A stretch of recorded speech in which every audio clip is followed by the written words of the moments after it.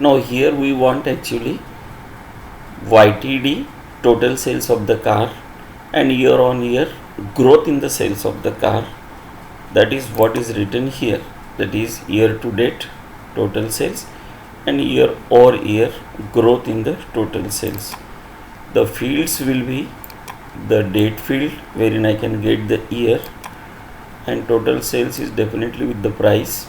So I am getting the values for 2020 and 2021 year here, and in a smart way Tableau is also giving me the charts like this one, horizontal one, or say the vertical bar chart this way, and rest of the charts, that is line, area, box, bubble, and so on. You also know how to format these, and say you can also put the sum values here, total sum values here.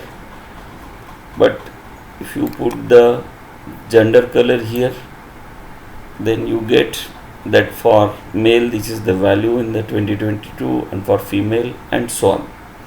So this we know, and we are comfortably getting here the total sales of the car in the consecutive years. But actually here what we are getting is for the available data. Now the real dashboard creators will have a perspective keeping in vision that even if the data of 2022 is added or 2023 is added, say for that matter, then in that case also this dashboard should support, and year 2024 it should take year 2024 as a current year, and then 2023 as a previous year. Then only that dashboard will be basically the live, and as it was said in the problem statement, it will be basically a dynamic dashboard.